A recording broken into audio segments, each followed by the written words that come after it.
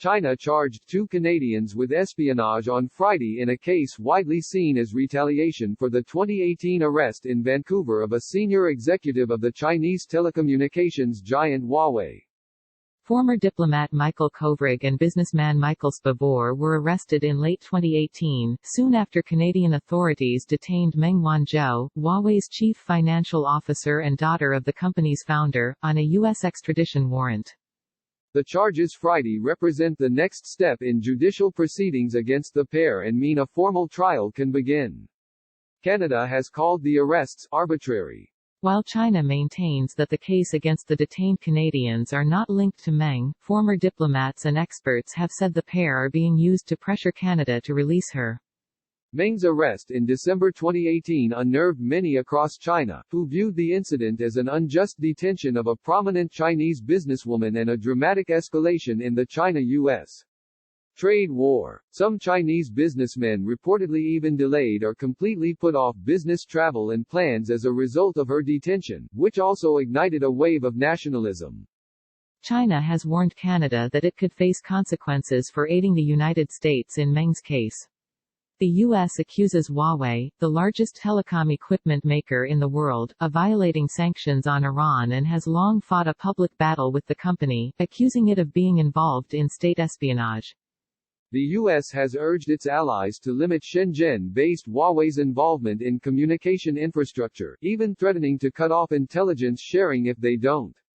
However, despite the threats, the UK gave the state-owned company a role in building the nation's 5G network earlier this year.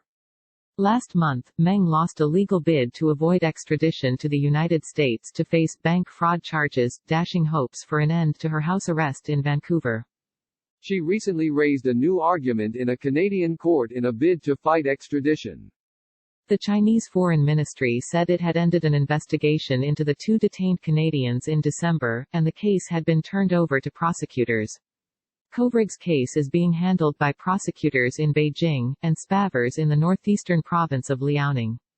Spavor was charged with spying on national secrets and illegally providing state secrets to entities outside of China, while Kovrig was charged with spying on national secrets and intelligence for entities outside of China, according to 2 notices posted online by prosecutors on Friday.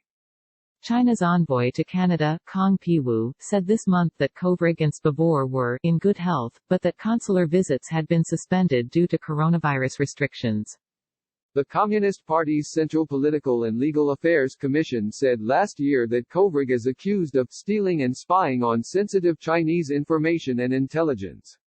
It said Spavor provided Kovrig with intelligence, without giving details. Kovrig works for the International Crisis Group, a non-governmental organization that focuses on conflict resolution. Representatives of the group could not immediately be reached for comment on Friday. It has said that the accusations against Kovrig are vague and unsubstantiated. Spavor, 44, is a businessman with deep ties to North Korea. Reuters contributed reporting.